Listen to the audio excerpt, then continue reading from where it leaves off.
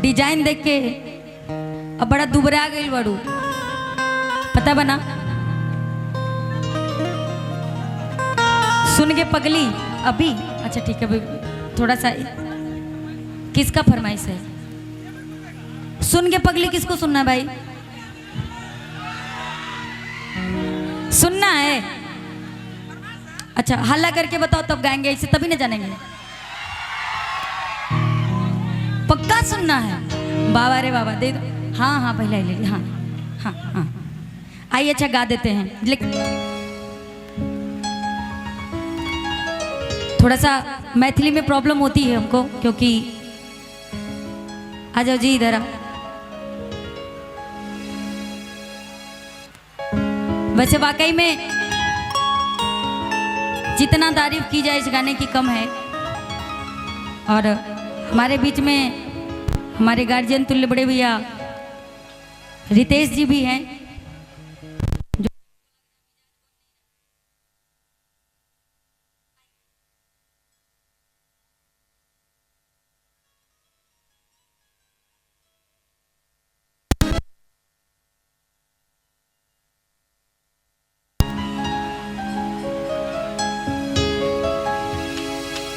आपके लिए बड़ा कुछ बोलने का मन करता है, लेकिन हम काफ़ी चीज़ छुपा लेते हैं कि काहे बोले। बुरा मान जाइएगा तो फिर दिक्कत हो जाएगा, लेकिन प्यार में जब प्रॉब्लम होती है तो आप जान ही रही हैं। और ये सही बात है कि सब लोग जानता है कि हम आपसे प्यार करते थे, लेकिन पता नहीं तू नहीं करते थे तो तू पंकज भाई से प्यार करने लगलू, तो फिर हम क्या करें बीच में? क्या आ जाता है? दिल की बात। हाँ बात तो सही है, लेकिन आपके लिए एक ही बात कहेंगे, मालूम है क्या? किधर आइए, कि हमें तो चांदनी ने लूटा गैरों में कहाँ दम था। हमें तो चांदनी ने लूटा गैरों में दम कहाँ था। और आपने हमारे जीवन की किस्ती वहां डुबाई थी जहां पे पानी कम था। लेकिन का करबू, हाई मिथिला क्षेत्र में, अंगिका क्षेत्र में कोसी माई के बहुत बड़का बाढ़ आइल बा, पता चले हमहू डूब जाए दिक्कत हुई है ना। आइए भैया,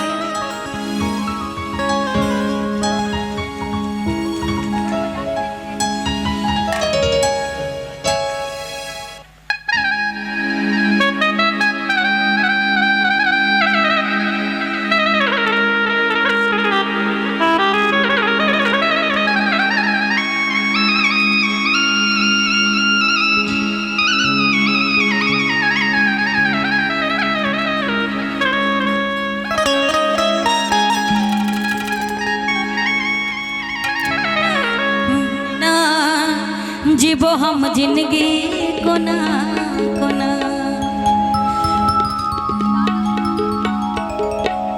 सुन के पगले तोरा बिना, जीवो हम जिंदगी कोना। जखम दिल सनम गे खोज ले तू बलम गे,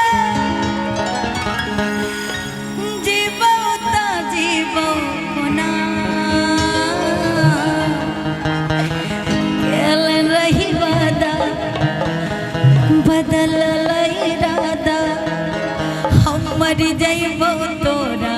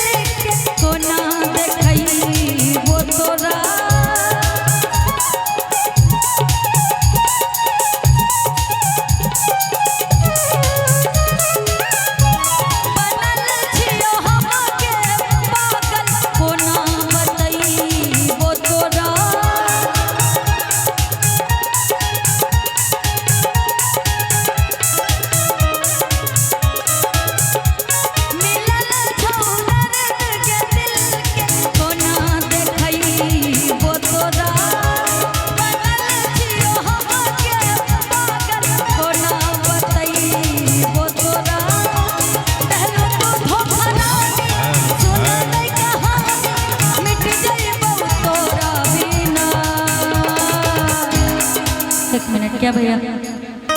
अच्छा नीचे उतर के आके गा दे हम, जब मतलब बैठ के यहीं पे गाए। हद है भैया, गाना सुनिए ना, बैठ के गाने वाले नहीं आप लोग, गाना सुन के एंजॉय कीजिए, अच्छी बात नहीं है। जखम देले सनम गे, अरे तू खोज ले ले चांदनी बलम गे, जी बहुता जी बहु ना हो, अरे खेने रही वादा बदल इरादा, हम मर जाइबहु तोरा बिना, सुन के पगली तोरा बिना, जीवो हम